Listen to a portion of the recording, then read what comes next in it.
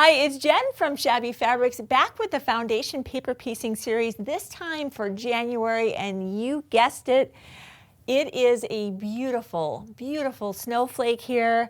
I could not resist. Hey, it's North Idaho. It's literally supposed to snow in a couple days. I'm layered up, getting ready for the cold weather, and let's just embrace it, right? We know January means snow and snowmen and beautiful snowflakes.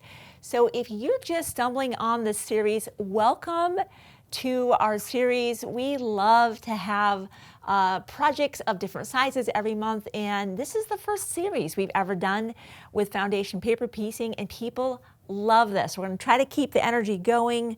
Lots coming down the pike for February and March still to complete the series. But if this is brand new to you, go back. We kicked this off actually with a project for April here that was a beautiful tulip, where we talked about the process of foundation paper piecing. It is not intuitive.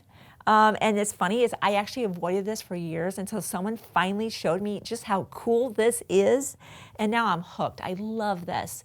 So be sure to check out those earlier videos where I take you through the steps of how to use foundation paper and how are we sewing on this paper and why are we using add-a-quarter rulers and how does all this work?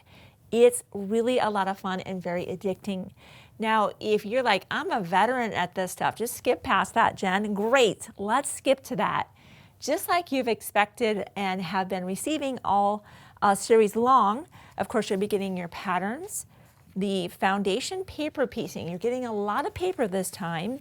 You're actually getting 6 sheets of the foundation paper piecing printed out.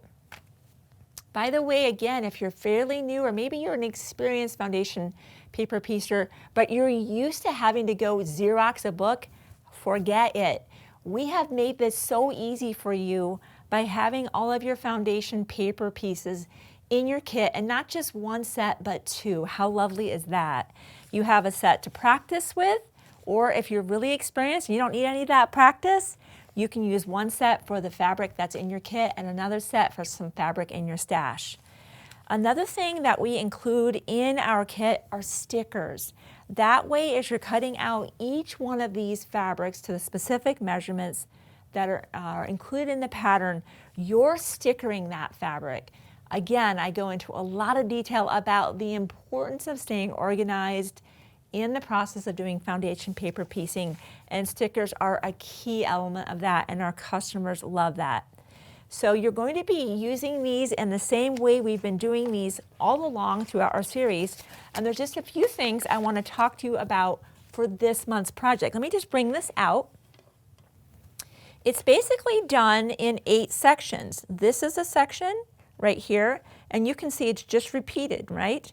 But these 2 are really, the only change out is actually a fabric right here, so that when they're brought together in the middle, there's not only the big beautiful snowflake, but there's a center one as well. It's just absolutely beautiful. So once you have your 1/8 of the project done, you're going to sew these into these quadrants. Now we've got this one done. What I'm going to be showing you here is the importance of pinning. We're going to be shortening our stitch length. We've been doing this all along. I have a 1.5 on my machine. The default setting on our BERNINA is a 2.5. So I have a much shorter stitch length on this, and I'm using a size 70 needle. That is just the ideal needle to be using for foundation paper piecing. What's also different about this, and Tammy wanted to make sure that I mention this to you, as you can see all of these seams coming together in the middle. That's a lot of confluence there. There's a lot happening. By removing the paper ahead of this final assembly, that really helped reduce the bulk in the middle there. So every project has been a little bit different. Sometimes we leave the paper on until final assembly and remove later.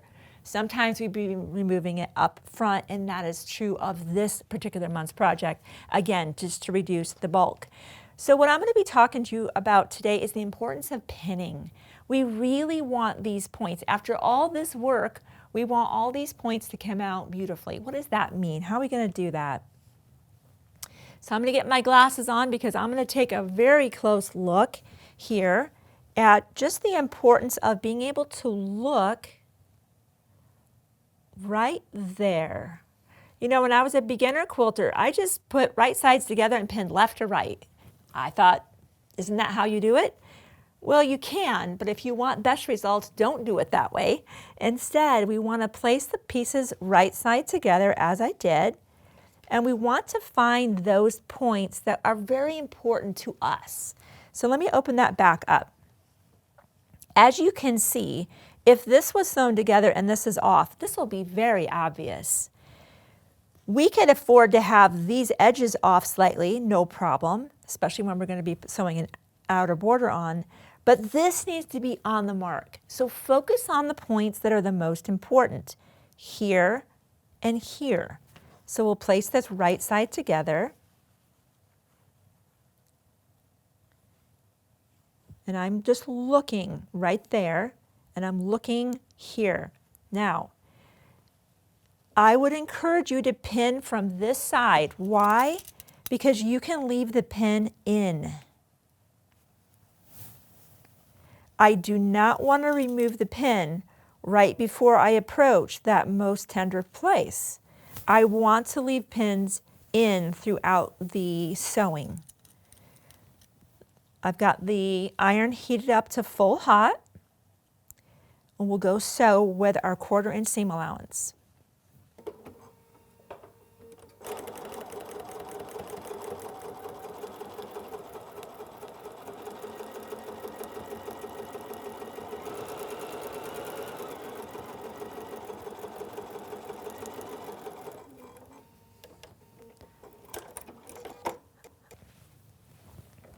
All right, now you might have noticed there is a new notion on the set with me. I am so excited about this. Gypsy Quilter is called the pressing bar, and it's going to double as a clapper. I'll tell you what, guys, I'm still learning too. I'm still kind of getting on board with some notions that people have been using for years. I've never really used a clapper before until I saw the evidence of what it does, as well as the presser bar. And I love that this is both, because most of the time you have a presser bar and a clapper, and they're two different things. Gypsy notions, the Gypsy Quilter notions solve problems. I've said that, and at an economical price. So we know we want to have this seam open. Here's what we're going to do. I'm going to actually start from this side. It's just a really cool way to get a seam very open. It's incredible. And once it's pressed open, if I can press it open, actually I might press that from the other side, because I can see the fabric is going to press better from this side. This works great for Dresdens, if you've ever done Dresden plate, which can be very difficult to actually press. These are fantastic for that. Now, the clapper is on, and now the weight of this is going to, because that's a warm seam right now, and as it's cooling, the wood is absorbing the heat, and the seam is remaining flat. We want that so much for this project because, again, there's a lot coming together in the center. All right, once we have that, we now have our 2 halves. This is something else that Tammy wanted me to mention. Okay, we know that there's a lot of points here. This point, this point, this point, this point. We want to take our time. The most important thing, though, is this center point right here. This is why I'm going to actually start with my pin underneath here,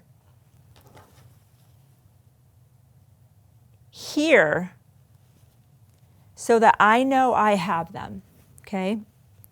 We don't normally pin like that. You know that.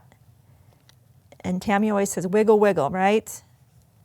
That's going to be one of the first things we pin. Now, down here, where are other tender spots? Of course, where the colors meet.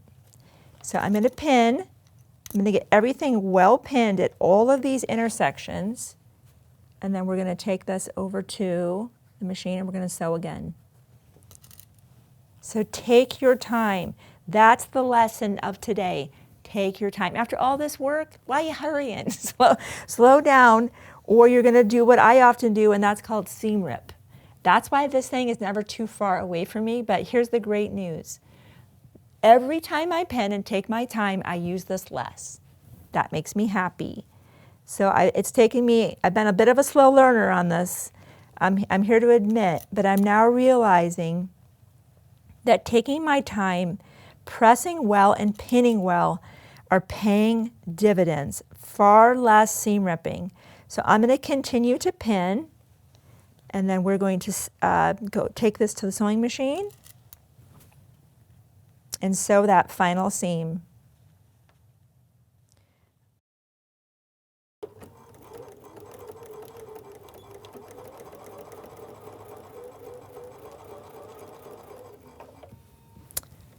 One thing I'm going to grab, you see these flaps? This is called the purple thing. Yeah, that's another one I have nearby. We want to keep our fingers out of the way.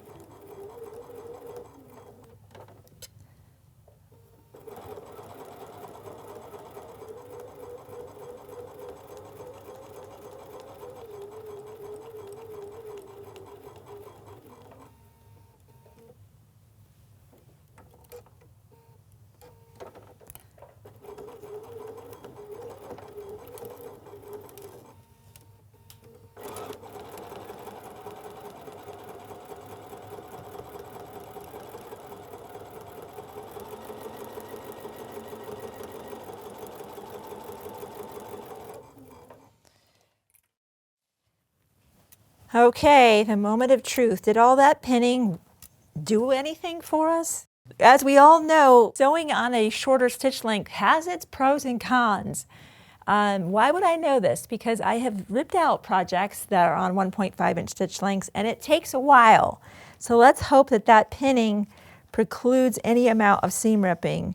And I think that we did a good job. And of course, once again, I would be taking this here to our presser bar and pressing that out and just getting it as smooth as it can be, adding our beautiful outer borders.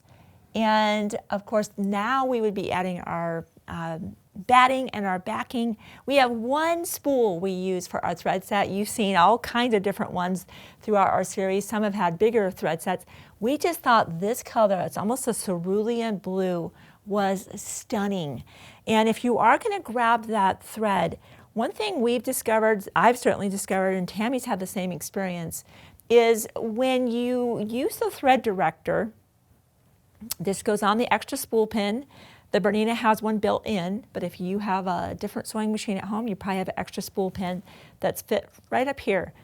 The thread director will work with any machine. And the whole goal here of the thread director is that the thread is coming off at the natural way that it was wound on the spool. If you have metallic thread on a horizontal spool pin, it comes off spiraling and already has a tension, almost setting it up to break.